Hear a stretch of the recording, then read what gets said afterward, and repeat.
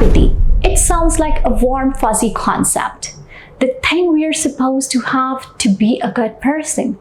But when it comes to difficult people, empathy can feel counterintuitive.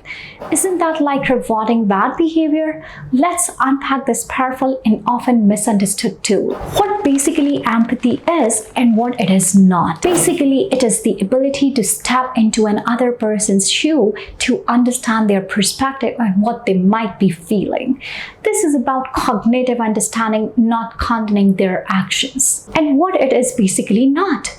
Feeling sorry for them, excusing their behavior, taking on their problems as your own, or giving up what you need. Why empathy matters in these situations.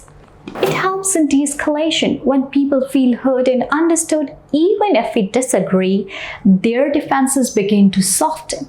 This makes finding solutions way more possible. Strategic insight. Empathy gives us clues. What's the unmet need driving their behavior? What are they afraid of? This allows us to respond in ways that might actually make a shift. Protects our own well-being. Surprisingly, empathy helps us not take things personally.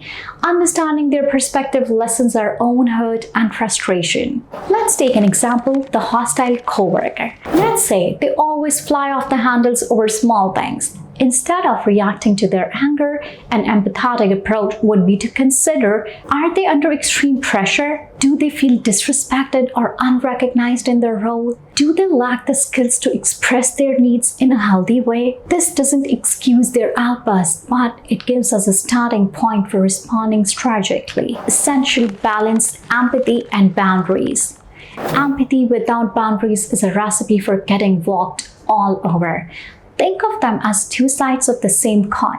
Boundaries are about being clear with ourselves and the other person about what we will and won't accept. We will dive deeper into boundaries in the upcoming lecture. How to practice empathetic understanding. Active listening. Focus on truly hearing them, not just waiting for your turn to talk. Reflect back what you are understanding. Perspective shift. Ask yourself, if I were in their situation, what might I feel? Remember the causes. Recall those root causes of difficult behavior, which may be unmet needs, fear, or anything. It helps us see the person behind the problem. Important note, empathy is not always appropriate.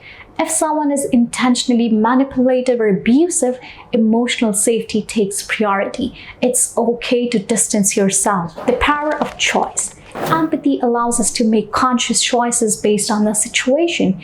It's a tool for managing interactions effectively while maintaining our own sanity. In our next lecture, we'll be getting specific about setting healthy boundaries, how to communicate them assertively and kindly.